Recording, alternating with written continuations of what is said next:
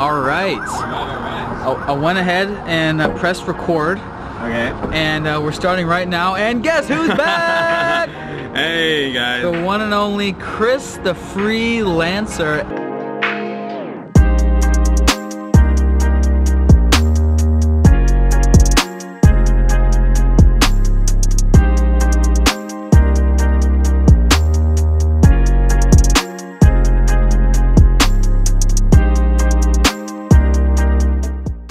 We are here in where I initially met Chris the Freelancer in beautiful Chiang Mai, Thailand.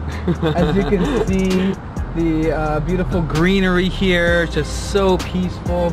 And in this video, we're gonna do Chiang Mai versus Bangkok versus Bali, because a couple of nomads here, digitalis nomades, and that's digital nomads in Portuguese. Oh really? Yes, yes. I think it's similar in Spanish too. Yes, yes, very similar. And so we have both done a good amount of time, people, in Chiang Mai and in Bali, and I have done a good amount of time in Bangkok. I've been based in Bangkok for the past year about. This is probably my 11th total month being here in Bangkok. Just kidding, we're actually in Bangkok right now. But I wanted to say that I wanted to trick you, because some of you were tricked, because this doesn't look like Bangkok right now. Because I'm just showing Chris kind of where my home base here in Bangkok, kind of where I live, and this is kind of on a quiet nook, quiet little area. Because I know Bangkok can be super intimidating at first, and it was to me. You know, like everyone kind of just does typically 1 or 2 days in Bangkok, stopping over, and it's so big and intimidating. But I've been based here in Bangkok for the past year, and I really love it. And so that's what I'm here to tell you about, and I'm going to compare it to Chiang Mai, which I've done about probably 18 months total in Chiang Mai. What about you? About 10 months, I think. 10 months total. Yeah. And in Bali, specifically Canggu, I've done 1 month only, but that's still a good amount of time to get to know the vibe. And how much time in Bali for you? 2 months most recently. But we did a month back in 2016. Right. Chris asked me the question, I guess, that you did when we were just having lunch about Chiang Mai versus Bangkok. Yeah, I asked you about lifestyle and whether you are now preferring Bangkok to Chiang Mai. Yeah. Yeah, because Chiang Mai's been kind of #1 in my mind for at least the first 2 years of living this nomad lifestyle. Yeah. But yeah, you've obviously been spending more time here now. Yeah, so yeah, people ask me this all the time. They're like, what do you like better, Chiang Mai or Bangkok? And the answer that I give people is, I like both. You know, we're spoiled with this nomad life. We can have both. It's like one complements the other. That's like asking someone, who do you like better, your mom or your dad? You know, you love them both dearly to your hearts, but you love them both for different reasons. And so Chiang Mai, people, I still recommend, if you are an aspiring digital nomad, you're getting ready to make the jump, or it's still somewhere down the pipeline, I still recommend Chiang Mai as a starting place. And on my notes here on my phone for Chiang Mai, I have chill, and so chill. Because it's so chill. It's just it makes you feel just good. It's like mama's home cooked warm soup. It's just so good, and I call it a small big city, because it's a pretty big city. It's population 800,000 or something, in the area, but there's no high rises. So for whatever reason, no skyscrapers. It's not the financial capital of the world or of Thailand. That's here in Bangkok. The tallest building you'll see in Chiang Mai is literally this building that you'll see here. It's the Meridian Hotel in Chiang Mai is about this height. And so it's a flat city, but it's pretty big, and there's plenty of things to do, abundance of co-working spaces, abundance of cafes to work at, amazing cafes, and abundance of food, of course. You can live in Chiang Mai for $1,000 a month and have a well-rounded life, meaning for the first 9 months that I came out there, I had a motorbike, CrossFit gym membership, ate local Thai food 3 meals a day, maybe 1 Western meal a day, with 2 Thai meals, and the average Thai plate is $1.50, and yeah, super chill. And then switching over to Bangkok, people ask me, why did I come to Bangkok? Well, I think it's kind of a good plan after you get bored of Chiang Mai, you come to Bangkok. And so it was kind of just the natural progression. Like we had done like about 1.5 years in Chiang Mai. Well, we did 9 months in Chiang Mai and then 6 months in Saigon, and then back to Chiang Mai for like a few months or something like that. But after you get bored of Chiang Mai, Bangkok is the perfect next step. It's the biggest city I've ever lived in, and it's like, I keep referring to it as New York City life. It's like New York City of Thailand. You got the Sky Train, you got traffic, you got an abundance of nightlife, an abundance of people, millions and millions of population, I forget the number, but it's got that energy. And if you like big cities, it's great. I've never been to New York City, but I can imagine it's something like that. And I can understand why people say once you live in New York, you never want to leave, because you get addicted to that like busy bee energy.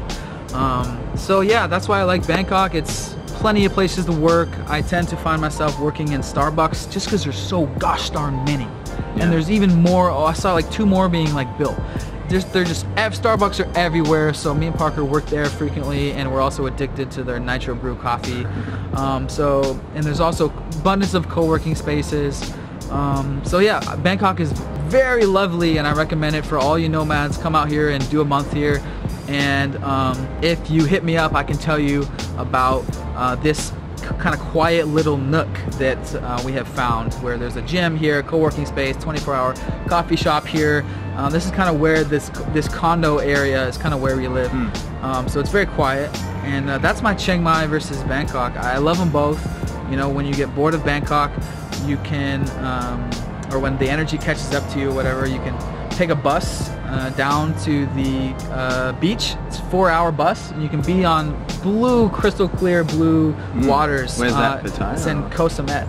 Koh Samet is really close. You take a 4-hour bus and then a 30-minute ferry to this island where it's like beautiful tropical paradise. You know, and like you'll be there. You know, leave in the morning, you'll be there in the afternoon. And and we were also mentioning real quick, comparing this to Saigon. And in a nutshell, Saigon is louder, in my opinion. That was the main thing. The buses and the honks, the horning, the beep beep beep, and the meh meh meh. The buses. That was every morning at where I was staying in Saigon. Yeah. People yelling "Bo bia." Yeah.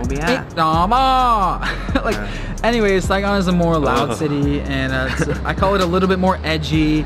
And Bangkok is bigger, I feel like. Maybe the population is similar, but I feel like Bangkok is bigger. It's more of a New York City type vibe, because it's got the subway, the Sky Train. That really makes it feel like a New York City life. I feel like, you know, getting on the BTS Sky Train on a regular basis really makes me. It really has that type of feel to it. You know what I'm saying? So yeah, well, I guess give me your opinion on Chiang Mai versus Bali. Then we'll go that direction. Oh, that direction. Okay. Yeah. Because you're new to Bangkok, so. Well, what I'll say on Chiang Mai is, like, I kind of grew out of it, and I don't want it to sound like I'm above Chiang Mai or anything. That's not what I'm saying. No. But like, when you're starting out, Chiang Mai has a lot of good points, because the cost of living is low, but then also the value for money that you get for that is good. So like, I guess from the outside, people just see this small Thai, medium-sized Thai city, and they don't quite get it. But you know, come from a 2 million plus person city in Australia, and we don't have 24-hour cafes. We don't have co-working spaces on every corner. It's not easy to get around all the time, like if you don't have a car. Right. So like, Chiang Mai is the perfect, convenient, low-cost place to be highly connected. And then because of those factors, I think that's why a community is formed there. So then you've got the added benefit of that community.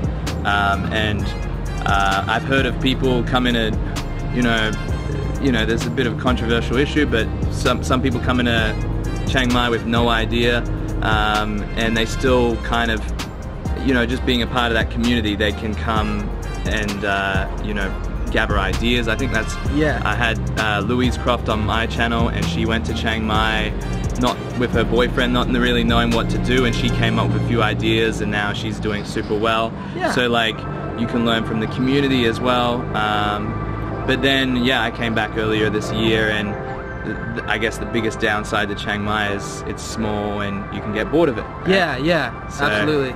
So that's a good lead into Bali, which is exciting. So the flip side is Bali is not as convenient, not as like, let's just say convenient. Yeah. It's more backwards there. But I mean, it's exciting. You got, beach bars, so and beautiful. Mountains and volcanoes and beaches and everything you could want. Everything is picturesque. Yeah. It's like Instagrammer's dream, which is why everyone is there. Yeah. Well, one of the reasons. Yeah. So, and you get so many people passing through there. It's not just a nomad place. It's a holiday place. It's a business capital. It's a lot of people like having sabbaticals through there. Yeah, like celebrities will come, like super famous people, Instagrammers, YouTubers. Yeah, influencers. For influencers, Bali's huge. Yeah. So I'm actually, my preference has switched from Chiang Mai to Bali, and I'd say Canggu and Bali is my favorite nomad place now. Yeah. And that's why I'm going there. Part of the reason why I'm going there next month. Yeah. Well, not next month, this month. Yeah. Next week. Yeah. So yeah, I did Canggu for about a month, and my piggyback on that is that total surf town, beaches right there, dojo co-working space is so sick, like probably the coolest co-working space I've ever seen. Like you walk 60 seconds down and you're at the beach. Super dope place, dojo. I signed up for dojo for the month. I did one of their part-time plans, so because I only worked in the evenings, so I did like an evening session, and then during the day I would go to most typically Starbucks, and but yeah, overall Canggu, very awesome place. I stayed in a little guest house type place for maybe like $300 a month, like 5 minutes from the beach, and yeah, you can live there pretty cheap in Canggu. What's like a realistic minimal budget for living in Canggu, you think? I don't know. Higher than Chiang Mai. So I actually recorded a whole fucking Canggu guide that I haven't even edited yet. Gosh. I recorded it back in April. Gosh, I'm such a lazy YouTuber. But definitely more expensive than Chiang Mai. Chiang Mai, you can realistically live good on $1,000 a month. Canggu, I would say closer to 2,000. Prepare closer to 2,000. Especially if you're first time, because you're gonna want to go on all these waterfall trips, you're gonna want to do all these fun things, and the fun money is gonna be high. You're gonna want to go out to the bars and clubs and beach parties. So yeah, I would say I wouldn't go to Canggu for a month without budgeting at least $2,000. Be prepared closer to 3,000, to be honest, if you want to have fun and party at the most popular places, etc., etc. Yeah, with Chiang Mai, it's pretty hard to overspend. Like, I did a video on, living on a budget of $600 for the month in Chiang Mai. And at the start I said you can live, anywhere from $200 to $2,000 a month here. Somebody was asking, do a video on living on $2,000 in Chiang Mai. I'm just like, how would you even do that? Like, the most expensive restaurant that I've been to in Chiang Mai, I think, is like 500 baht for a meal, which is what is that in US dollars? 15 US dollars, or something. So like, it's hard to spend big money, but of course Bali, you can go to Bali and be a complete baller. So you might be tempted by that, and then you can spend a ridiculous amount in Bali. But you don't really have that opportunity in Chiang Mai. So maybe if you're terrible at managing your spending, it might be a good place to be somewhere where you're not tempted. Right. That's the perfect way to say it. Chiang Mai has the least temptations out of all the three cities that we're talking about. And to oversimplify it, I like to oversimplify it to people by saying, really your biggest costs come down to where you are staying, where you're sleeping, and how you're eating and drinking. At least for me, that's personally what it boils down to, how much you're spending in a place. So in Bangkok, I'm staying at a condo for $600 a month. Chiang Mai, usually I stay at a room for $300 a month. But Bangkok here, if you go out, if you want to party at the most popular bars and clubs, it's going to be American prices. Beers are going to be $5, cocktails are going to be $7 to $15, at the most popular bars and clubs. And same thing with Bali. It's going to depend where you stay. You can stay at a cheap guest house for $200, $300 a month. Obviously, closer to the water, the more expensive it's going to be. Or you can spend like $1,000 each or $600 each and split a villa with a group of guys or a group of people. And then if you're going to want to party, it depends, you know, how much you're eating and drinking. And beer and alcohol has a lot to do with that, as I say. Yeah, it depends how much you're consuming, I guess, and where you're consuming it at that. Are you drinking at just the local places, cheap beers, or are you going to the most popular bars and clubs, like spacing on Old Man's in Canggu? Like if you're partying there all the time, it's not that expensive for drinks, but you guys get what I mean. Yeah, if you like nightlife, Chiang Mai. Earlier this year I went to Spicy. Yeah. Oh, that's like the biggest nightclub or whatever in Chiang Mai, after hours club. Yeah. And I was just like, oh, okay. I went to one nightclub on Sunday here, and I was like, oh shit, like, I've never been to a place like this in Thailand before. Yeah. So, like, Bali has that as well, like crazy cool nightlife. So, yeah, it depends on what you're after. If you don't care about nightlife at all, like, it doesn't matter. But that was one thing I wanted when I went from Chiang Mai to Bali.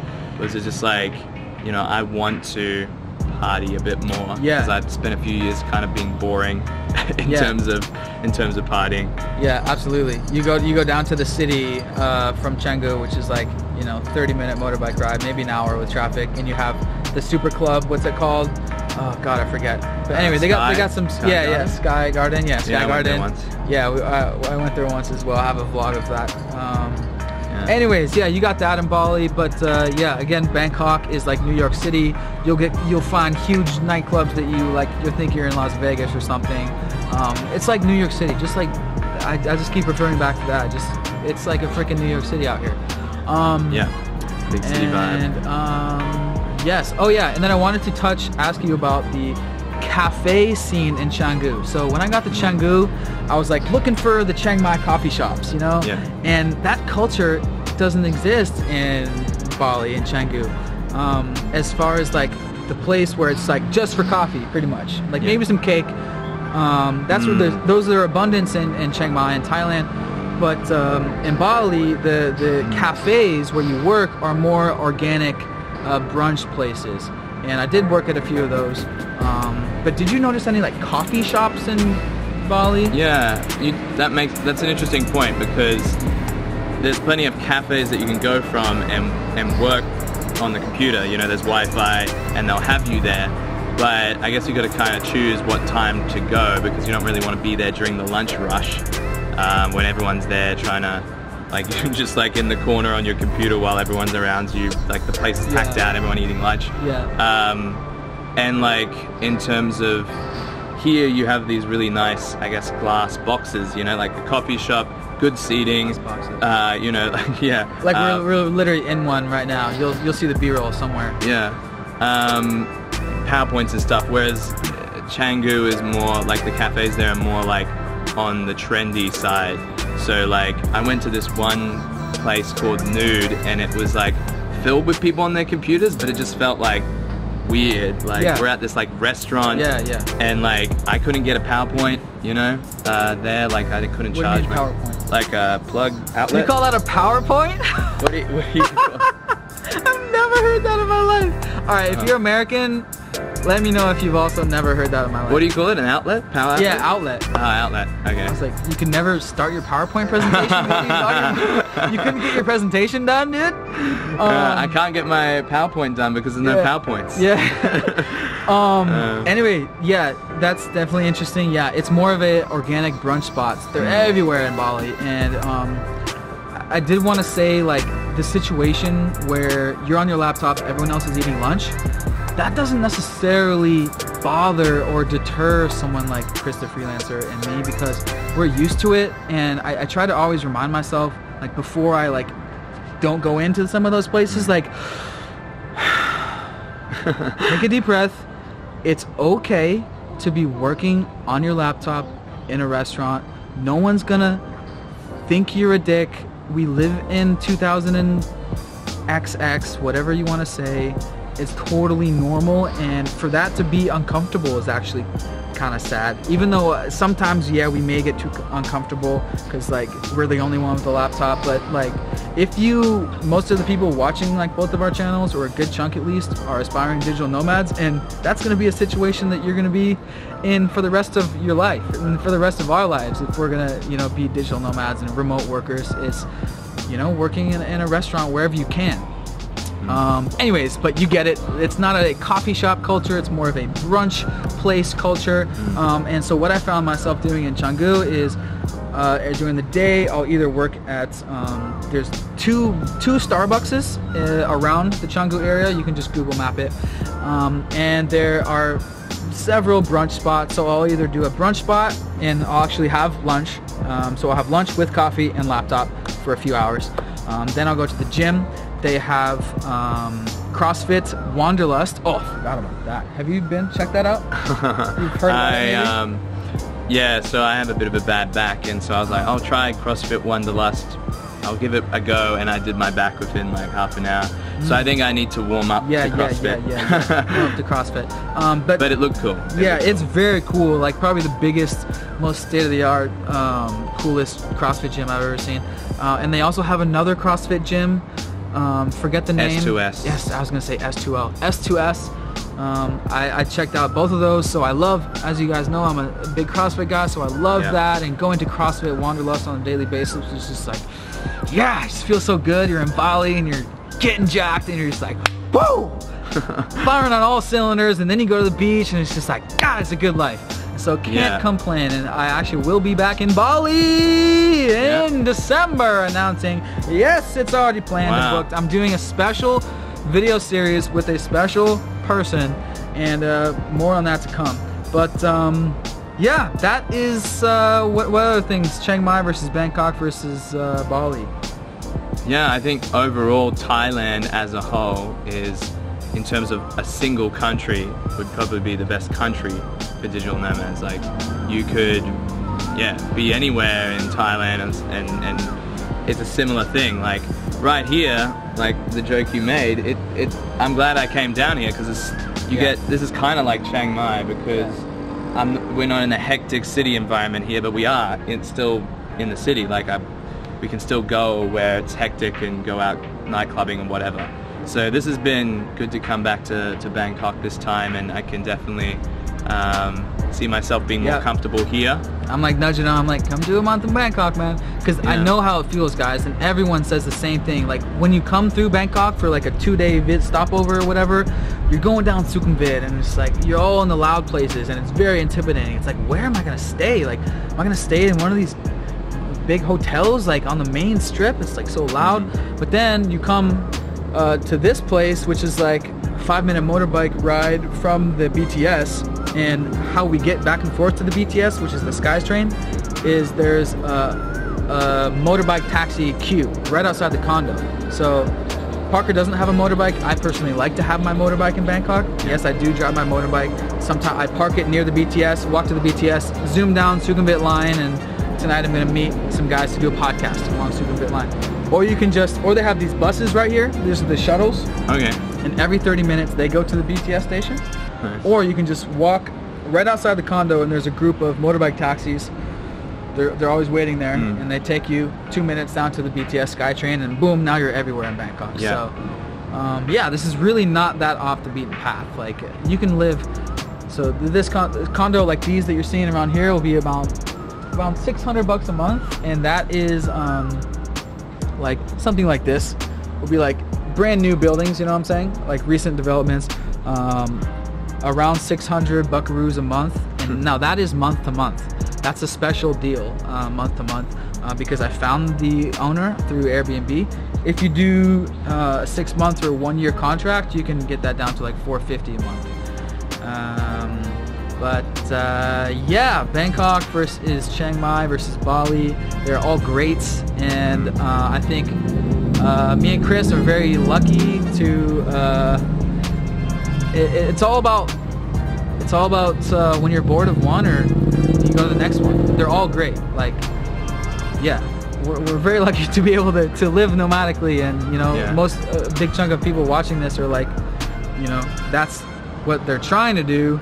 Yeah. And we're so spoiled with being able to choose all three.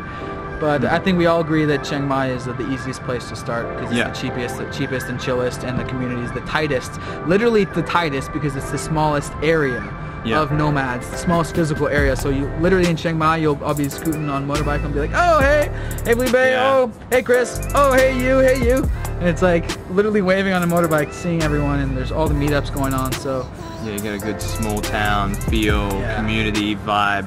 I love that. The same thing for me. Going down the street, you bump into people all the time. And so yeah, might as well say I'm going to be in Chiang Mai for January for the Nomad Summit happening again. Chris did his little mini doc of it, so you can check that in the description. I always plug the Nomad Summit because literally it was what brought me out to Thailand in the first place. In October of 2014. Oh, which is 4 years ago this week. Wow. This is, I've actually meant to do a video just like congratulating myself on 4 years. I made it 4 years on my digital nomad program. So like if digital nomad or whatever online business was, or remote work was a university, I would be graduating this month. Yeah. That's crazy, guys. So yeah, you can just skip college and do this instead. Yeah, no, honestly, take the money, honestly, I've been like hesitant to just like say that straight up. But like if you're a young person and you're thinking about college, I have an article. It's linked in the description below. I'm talking more and more about college alternatives.